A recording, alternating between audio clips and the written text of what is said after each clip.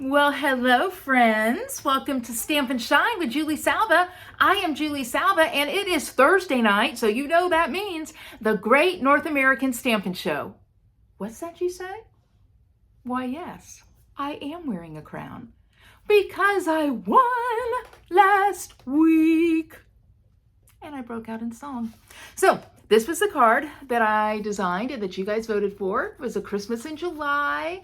Super grateful. Thank you guys so much. I always enjoy winning, but I'm happy when the other girls win too. Ish. So anyway, it's time to move on though, because I know how you people are. It's what have you done for me lately? So I'm going to do something for you lately right now. So tonight you will see my project. You will see Jody, Lisa, and Lauren's project. Remember, Lauren, our Canadian friend, you can still watch and vote, right? That's why it's the Great North American Stampin' Show. But what we have done tonight, a little twist. So this is episode 9 of season 5, and this is our last episode of this season. We just did a short summer season. We did June and July, and we're going to take August off. So what we have here is a scrapbook layout. But what we decided to do was to use this scrapbook layout as creative inspiration for a card. So let's look at the elements of it and then let's see what we come up with. I'm going to tell you right now though, you better get ready to say trick or treat. Are you ready? Let's go. All right, so let me show you one more time. This is the scrapbook layout right here. And so we all decided that we wanted to have something in common. So we all have to have a banner in our card. That's the rule. We have to have a banner. So I am looking at this and I see the banner. I see a focal point accent. And so that's what I'm going with. That's what inspired me. So are you ready to see what I came up with? All right. Boo. Ooh. That's my card. Now you might be thinking right now, Julie, where did all of that beauty come from? Well, you guys, this is an online exclusive stamp set and bundle and all of the things. So let me just show you some of what is included in this. First of all, the stamp set that I used is Fright Night. And Fright Night comes with these stamps. And then I put my dies in here. And so your dies, you've got 2 labels that layer. You've got 3 spider webs. You've got, boo, eek, a spider. And then this is actually something that if you want this to be a tag, when you're cutting, you would just put it up there and you would have the hole. So this is what I use. I'm going to use the Trick or Treat stamp in my stamping. And let me tell you one more thing. There is one more die in here. I'm sorry, I forgot to show it to you. It is the label die, kind of a banner die, and I'm going to be using that. So, okay, so let's make this card. So the first thing that I did is I cut a piece of old olive cardstock and I cut it to 8.5 by 5.5. I will tell you, I think you should add old olive cardstock to your stash because it's perfect for fall, Halloween, and Christmas. So I anticipate this being a really pretty color. So if you have an order or a wish list, definitely add old olive to it. The next thing I did is I cut up another piece of old olive to 5 by 4 or 4 by 5.25, and I ran it through the plaid embossing folder, and you can see that. And I just wanted you to be able to see like just how pretty it is. So I'm going to take this and I'm going to adhere this to my card. I think the neat thing about this too is that you can use either side. You can use the embossed side or the debossed side. And if you're like, Julie, what one is what? My answer to you is I don't know. I don't know. Just use the one you like. All right. So there's my card base. So I've got some texture and I've got my card all on it. Sorry, I had to grab my close-up glasses. Yeah, that's good. Okay. So there we have that. Now, here was our rule. We had to have a banner. So I took this piece of DSP, which I love. It's got all the candy in it. Halloween does not have to be spooky, friends. It does not have to be spooky. But while I have it out, let me show you some of the other paper. So this is your black and orange. I really like that, how it looks almost metallic on film. This is a fun piece. I've been playing around with it, kind of that spooky window. And then you've got that orange and white. Now this is neat. This is one of the pieces that you can kind of use for vignettes. So you've got a sidewalk scene. If you wanted to, you could maybe cut out the fence, and then you have these, and I love the lighting there. I think that looks really good. Then if you flip it over, you just have some nice petunia pop. And then one more piece I wanted to show you is this, and these little fellas are super cute. So again, Halloween does not have to be scary. This fits very much in the whole fall festival theme.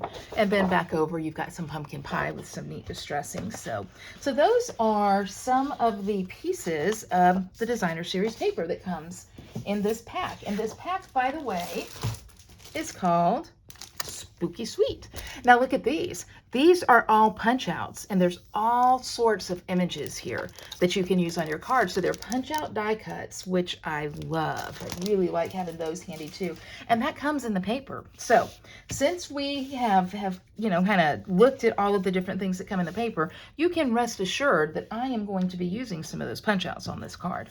So this was my banner. Now let's talk about these banner dies for a minute. All right, these are the party banner dies. Want to make sure that you guys know that they're there. If you love making banners for anything, you have got to have this, because you can see the smallest banner here. Come here, let me get it out. The smallest banner right here, okay? That's small, right? And then the largest banner, look at the size of that. Look at that. I could fit, so in comparison, that's my hand. Okay, so I mean that's great. So these are, if you are a party girl, if you like decorating, if you are the one that people are like, what kind of theme should we have?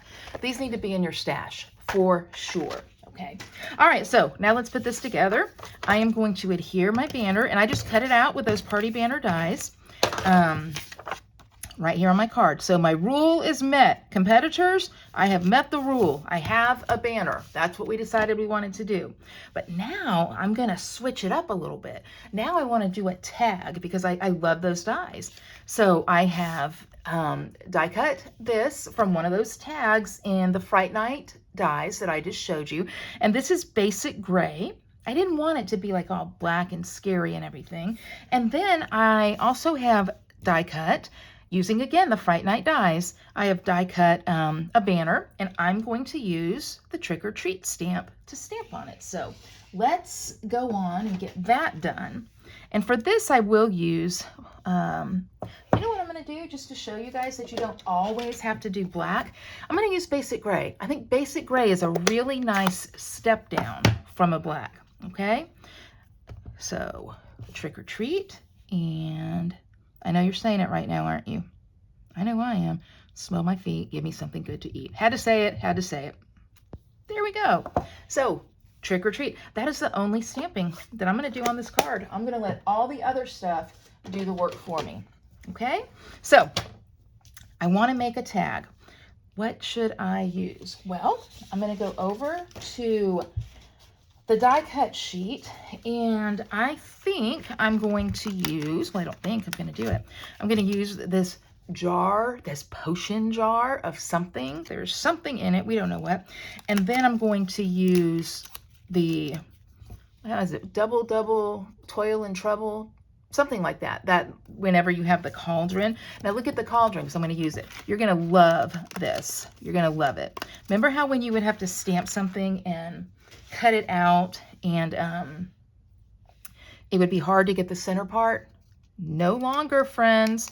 That joker just pops right out. Pops right out. So that's good. So I'm going to use those. You know, I wonder, okay, I reserve the right to say no, but you know how it is when you stamp. You just want to play a little bit. No, that covers up the whole tag. So I wondered what it would be like to do the tree, but there's going to be some other cute things for the tree down the road. So, okay. So I've got this. Let me go on and adhere. Yep, I'm going to go on and take that, my bubbly potion, and just put it right over the cauldron. You guys, my gosh, how easy is that? And so cute. And then I've got my potion bottle here. So I'm going to kind of lay them like that on the tag. And I think I'm going to use dimensionals for those. I think that'll do, because I haven't used dimensionals anywhere yet. So let's grab a couple dimensionals. Put one here, and one here. The fun thing with this is, I don't know if you were like me or not, I loved playing paper dolls when I was little, and having these dies, having these punch outs, these die cuts and all. I mean, it really, I feel like that's what I'm doing. Just punching things out and playing around. So this is super fun to play with. If you don't have this, add it to your wish list along with that old olive paper. And then you can say that you have one of the cards, or the supplies to make one of the cards from the Great American Stampin' Show, or North American Stampin' Show. Yep, that works. That's going to go right there. Okay. I don't think I'm going to pop that up since I have popped the other two things up. So I'll just put some adhesive there. And, oh, let me scoot it over a little bit. I really like this. I like that a lot. Okay, so that's going to be my tag. I do think, though, I want to scoot my potion jar over just a little bit. I want it hanging off a little bit, the tag, the way that everything else is. I love that. I hope you do.